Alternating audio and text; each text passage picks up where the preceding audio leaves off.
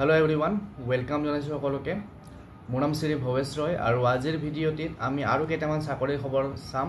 ইয়াৰ আগৰ এটা ভিডিঅ'ত মই চাকৰিৰ খবৰ দিছিলোঁ, বহুত কেইটা চাকৰিৰ খবৰ, আৰু আজিৰ ভিডিঅ'টো কেইটামান চাকৰিৰ খবৰ লৈ আনিছোঁ আৰু এনেকৈ মই চাকৰিৰ খবৰ আপোনালোক দি থাকিম এদিন দুদিনৰ মূৰে মূৰে।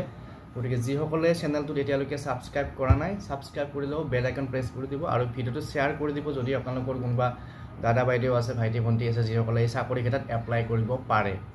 তো প্ৰথম চাকৰিটো আছে আমাৰ ডিষ্ট্ৰিক্ট এণ্ড ছেছন জাজ কামৰূপ আমিনগাঁও।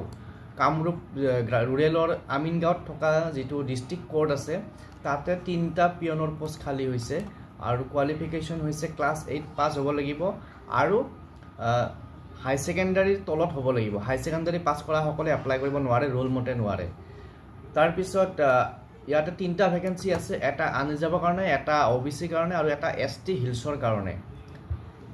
আৰু আমাৰ অসম চৰকাৰৰ যি গ্ৰেড 4 স্কেলৰ যি দৰমহা, সেই দৰমহাটো পাব, হয়তো 25,000 মান হ'ব, হয়তো তাতকৈ বেছিও হ'ব পাৰে, অলপ মেবি 25,000তকৈ বেছিয়ে হ'ব। তাৰপিছত এপ্লাই কৰা লাষ্ট ডেট হৈছে 31 জুলাই, 31 জুলাই, আৰু আপোনালোকে তাত এপ্লাই কৰিব পাৰিব। যি আমাৰ ষ্টেণ্ডাৰ্ড ফৰ্ম আছে, ষ্টেণ্ডাৰ্ড ফৰ্ম চিনি পাই সকলোৱে, যদি আপোনালোকে বিচাৰি নাপাম কমেণ্ট কৰি জনাব, মই ডাউনলোড লিংক আপোনালোক দি দিম। আৰু ষ্টেণ্ডাৰ্ড ফৰ্ম ফিল আপ কৰিব, ফিল আপ কৰি তাতে 3 কপি ফটো লাগিব, ফটো 2 কপি লাগিব। তাৰপিছত এই ফৰ্মখনত যি যি ডিটেইলছ লাগে সেইখিনি ফিল আপ কৰিব আৰু ফিল আপ কৰাৰ পিছত আপোনালোকে তাৰ লগত যিখিনি দৰকাৰী ডকুমেণ্টছ সেইবিলাক দিব লাগিব। আৰু জমা দিয়াৰ লাষ্ট ডেট হৈছে 31 তাৰিখ। তাতে অফিচত গৈ পেলাই আপোনালোকে নিজে ড্ৰপ বক্সত দিব পাৰে বা কাৰোবাৰ হাতত দি পঠাব পাৰে। আৰু বয়সৰ সীমাটো আছে 18 পৰা 40 বছৰ। আৰু যিখিনি আমাৰ যেন ৰিজাৰ্ভ কেটেগৰী আছে, SC ST OBC, তেওঁলোকে ৰুল মতে ৰেহাই পাব। আৰু যিসকলৰ নাম শ্বৰ্টলিষ্ট কৰা হ'ব, যিসকলক ইণ্টাৰভিউৰ কাৰণে চিলেক্ট কৰা হ'ব, তেওঁলোকৰ লিষ্টখন পাব্লিছ কৰা হ'ব 28 আগষ্টত পাব্লিছ কৰা হ'ব। গতিকে যিসকলে ইণ্টাৰেষ্টেড এপ্লাই কৰিব পাৰে। আৰু আপোনালোকে এই এডভাৰটাইজমেণ্ট চাব বিচাৰিলে যিটো আমাৰ কামৰূপ ৰুৰেল ডিষ্ট্ৰিক্টৰ যিটো ৱেবছাইট আছে, ৱেবছাইটটো মই কৈ আছোঁ kamrup.district.gov.in, এই ৱেবছাইটটোত যাব বা কামৰূপ জুডিচিয়াৰী বুলি গুগলত চাৰ্চ কৰি দিব, তেতিয়া ৱেবছাইটটো ওলাই যাব। তাতে গৈ পেলাই আপোনালোকে ৰিক্ৰুটমেণ্ট ছেকশ্যনত যাব, তাতে এডভাৰটাইজমেণ্ট পাই যাব। আৰু যদি বিচৰাৰ অসুবিধা হয় মোক কমেণ্ট কৰি দিব, মই পঠিয়াই দিম, বা মই এডভাৰটাইজমেণ্টৰ লিংকটো ডেছক্ৰিপশ্যন বক্সত দি দিম, তাৰে পৰা আপোনালোকে ল'ব পাৰিব এডভাৰটাইজমেণ্টটো ডাউনলোড কৰি পেলাই। ইয়াৰ পিছত আমি এটা এডভাৰটাইজমেণ্ট চাম নেক্সট। ধুবুৰী জিলাৰ পৰা আহিছে এইটো এডভাৰটাইজমেণ্ট, আৰু এইটো এডভাৰটাইজমেণ্ট ধুবুৰী জিলা DC অফিচৰ পৰা আহিছে। পষ্টৰ নাম হৈছে ফিল্ড অফিচাৰ, যিটো গৌৰীপুৰ ৰেভিনিউ চাৰ্কুল আছে, গৌৰীপুৰ ৰাজহ চক্ৰ, তাতে এটা পষ্ট ওলাইছে ফিল্ড অফিচাৰ। আৰু এইটো ডাইৰেক্ট ইণ্টাৰভিউ হ'ব 21 জুলাইত ইণ্টাৰভিউ হ'ব। আৰু কোৱালিফিকেশ্যন লাগিব ইয়াতে bachelor degree in science with statistics নাইবা জিঅ'গ্ৰাফি বা এনভাইৰমেণ্টেল চায়েন্স, তাৰপিছত geology or diploma in civil engineering বা আৰ্কিটেকচাৰ। এইকেইটা ছাবজেক্টত যাৰ ডিগ্ৰী আছে বা যিসকলৰ গ্ৰেজুৱেশ্যন আছে, অনলি গ্ৰেজুৱেশ্যন, কিন্তু ষ্টেটিষ্টিক্স, জিঅ'গ্ৰাফি, এনভাইৰমেণ্টেল চায়েন্স এইবিলাক ছাবজেক্ট আছে, তেওঁলোকে এপ্লাই কৰিব পাৰিব। তাৰ লগত কম্পিউটাৰ নলেজ লাগিব। আৰু বয়সৰ সীমা আছে 21 পৰা 35। তাৰপিছত যিসকলে BCA কৰিছে তেওঁলোকক প্ৰিফাৰেঞ্চ দিয়া হ'ব। আৰু দৰমহা হ'ব 28,500, কণ্টেক্সুৱেল চাকৰি হয়, এইটো 28,500 দৰমহা হ'ব। আৰু ইণ্টাৰভিউ হ'ব 10টা বজাত, 21 তাৰিখে 10টা বজাত DC অফিচৰ গ্ৰাউণ্ড ফ্ল'ৰত হ'ব। গতিকে যিসকলে ইণ্টাৰেষ্টেড তেওঁলোকে যিটো আমাৰ ধুবুৰী ডিষ্ট্ৰিক্টৰ ৱেবছাইট আছে তাতে গৈ পেলাই এডভাৰটাইজমেণ্ট চাই পেলাই ভালকৈ গাইডলাইনখিনি পঢ়ি পেলাই ইণ্টাৰভিউত অহা 21 জুলাইত 21/07/2025 যাব পাৰিব। ইয়াৰ পিছত আমি APSCৰ পৰা ওলোৱা এটা এডভাৰটাইজমেণ্ট চাম। APSCৰ যিটো আমাৰ APSCৰ পৰা বিভিন্ন চাকৰি এডভাৰটাইজ ওলাই থাকে। তো আজিৰ পৰা কিছুদিন আগত ৰেঞ্জাৰো ওলাইছিল, তো এইবাৰ ওলাইছে junior engineer under soil conservation department, যিটো আমাৰ ভূমি সংৰক্ষণ বিভাগ আছে, তাতে কনিষ্ঠ অভিযন্তাৰ কাৰণে পোষ্ট ওলাইছে জুনিয়ৰ ইঞ্জিনিয়াৰ। 18টা ভেকেঞ্চি আছে। আৰু 18টা ভেকেঞ্চিৰ ভিতৰত জেনেৰেল বা অ'পেন কেটেগৰীৰ কাৰণে আছে 8টা, OBC কাৰণে 6টা, তাৰপিছত SC কাৰণে 2টা, ST প্লেনৰ কাৰণে 1টা, তো টোটেল 18টা ভেকেঞ্চি। আৰু দৰমহা হ'ব গ্ৰেজুৱেট স্কুলৰ দৰমহা 8,700 গ্ৰেড পে, দৰমহা হয়তো 35,000 প্লাছ হ'ব, হয়তো বেছিও হ'ব পাৰে।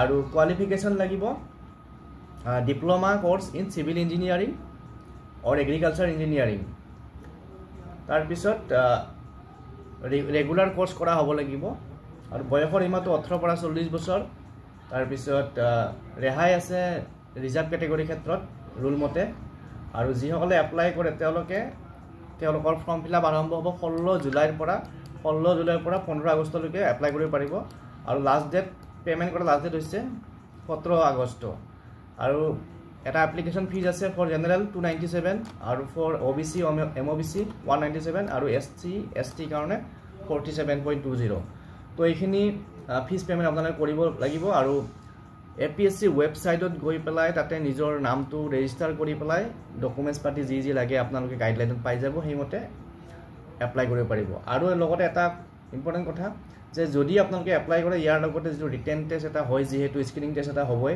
তো তাৰে কাৰণে আপোনালোকে প্ৰিপাৰেচন চলাই থাকিব তাৰ লগতে যিসকলে প্ৰিপাৰেচন চলাই আছে অলৰেডি এটা পৰীক্ষা হ'ব 20 তাৰিখে পিডব্লিউডি আন্ডাৰত যেটো জুনিয়ৰ ইঞ্জিনিয়াৰ পৰীক্ষা হেতু 20 তাৰিখে হ'ব গতিকে এই পৰীক্ষাটোৰ কাৰণে যিসকলে প্ৰিপাৰেচন চলাই আছে তেওঁলোকে এপ্লাই কৰিব পাৰিব তাৰ পিছত আমাৰ অসমৰ এখন জিলা ডিমা হাছাও জিলাৰ জিপিডব্লিউডি ডিপাৰ্টমেন্ট আছে সেই ডিপাৰ্টমেন্টৰ পৰা এটা এডভাৰটাইজমেন্ট ওলাইছে কিছুমান পোষ্টৰ হেতু মই আপোনালোকক এতিয়া জনাই আছো তো ইয়াতে পোষ্ট কেইবাটাও পোষ্ট আছে প্ৰথমতে যিসকলে এপ্লাই কৰিব বিচাৰে আমাৰ যেটো ষ্টেণ্ডাৰ্ড ফৰ্ম আছে পাৰ্ট 9 আসাম গেজেট তো সেই ফৰ্মখন ফিল আপ কৰি তাৰ লগত যেটো নৰ্থ কাছাৰ হিলছ অটোনমাস কাউন্সিলৰ কোৰ্ট ফি এটা থাকে 10 টকীয়া কোৰ্ট ফি সেই কোৰ্ট ফিটো লগাই পেলাই এপ্লাই কৰিব লাগিব আৰু পোষ্ট আছে জুনিয়ৰ এসিস্ট্যান্ট কাৰ্পেন্টাৰ পিয়ন আৰু চকীদাৰ under public works department Haflong territorial building division Haflong Dima Hasao আৰু ইয়াতে জুনিয়ৰ এলডিএ বা জুনিয়ৰ এসিস্ট্যান্টৰ ভ্যাকেন্সি আছে 5টা গ্ৰেড 3 পোষ্ট দৰমহা 14000 পৰা 70000 গ্ৰেড পে 6200 কোৱালিফিকেশ্যন লাগিব degree pass bachelor degree in arts science commerce আৰু 6 মান্থৰ কম্পিউটাৰ সাৰ্টিফিকেট বা ডিপ্লোমা তাৰ লগতে ইগলা আমাৰ যি এমএস অফিস ওয়াৰ্ড এক্সেল এবিলাকৰ নলেজ লাগিব আৰু এজ লিমিট আছে 21 অৰ পৰা 38 ইয়াৰ্স আৰু যিখিনি আমাৰ এসটি এসসি ক্যান্ডিডেট আছে তেওঁলোকে এজ পাৰ ৰুল ৰিলেক্সেশন পাব তাৰ পিছত কাৰ্পেন্টাৰৰ এটা পোষ্ট আছে এইটো grade 3 post 5600 grade pay qualification লাগিব মেট্ৰিক পাস বা HLC pass with ITI certificate in carpenter or wood work from government recognised ITI institute বয়সৰ সীমাটো একেই তাৰ পিছত পিয়নৰ দুটা পোষ্ট আছে গ্ৰেড 4 পোষ্ট আৰু গ্ৰেড 4 ৰ স্কেলৰ দৰমহা কোৱালিফিকেশ্যন 8 পাস চকীদাৰৰ 4টা পোষ্ট আছে কোৱালিফিকেশ্যন 8 পাস তাৰ পিছত যিসকলে ইন্টাৰেষ্টেড তেওঁলোকে সেই ফৰ্মেটটো ফিল আপ কৰি পেলাই executive engineer PWD Haflong territorial building division Haflong সৰকাৰি বাগান ডিমা হাছাও এই অফিসটোত সাবমিট কৰিব লাগিব আৰু এপ্লিকেশন ফৰ্মখনৰ লগত কি লাগিব মেট্ৰিকৰ এডমিট বা বাৰ্থ সাৰ্টিফিকেট তাৰ পিছত এডুকেশনাল কোৱালিফিকেশ্যন মাৰ্কশিট সাৰ্টিফিকেট তাৰ পিছত কাষ্ট সাৰ্টিফিকেট আৰু updated PRC of Dima Hasao district তাৰ পিছত আপডেটেড এমপ্লয়মেন্ট এক্সচেঞ্জৰ কাৰ্ড আৰু কম্পিউটাৰৰ সাৰ্টিফিকেট য'ত কম্পিউটাৰ সাৰ্টিফিকেট লাগে আৰু 3 কপি পাসপোৰ্ট ফটো গতিকে এইখিনি ডকুমেন্টস দি পেলাই এপ্লাই কৰিব লাগিব আৰু এপ্লাই কৰা লাষ্ট ডেট হৈছে 28 জুলাই 5টা বজাৰ ভিতৰত এই এপ্লিকেশন ফৰ্ম বিলাক আপোনালোকে সাবমিট কৰিব লাগিব তাৰ পিছত জুনিয়ৰ এসিস্ট্যান্টৰ আৰু কাৰ্পেন্টাৰৰ কাৰণে এটা ৰিটেন টেষ্ট হ'ব ৰিটেন টেষ্ট থাকিব general mathematics general English general knowledge and computer application আৰু ৰিজনিং আৰু যিখিনি গ্ৰেড 4 পোষ্টৰ কাৰণে ইন্টাৰভিউ দিব তেওঁলোকৰ অকল ভাইভা হ'ব গতিকে যিসকলে ইন্টাৰেষ্টেড তেওঁলোকে এপ্লাই কৰিব পাৰিব আৰু এপ্লাই কৰি পেলাই ইন্টাৰভিউত যাব পাৰিব তো পুনৰ লগ পাম নেক্সট ভিডিঅ'ত আজিৰ ভিডিঅ'ত এইখিনি শ্বেয়াৰ কৰিলো আপোনালোকৰ যদি কোনোবা বিশেষ ডিপাৰ্টমেন্টৰ জব ইনফৰমেশন লাগে ভ্যাকেন্সি ইনফৰমেশন লাগে কমেন্টত জনাব থ্যাংক ইউ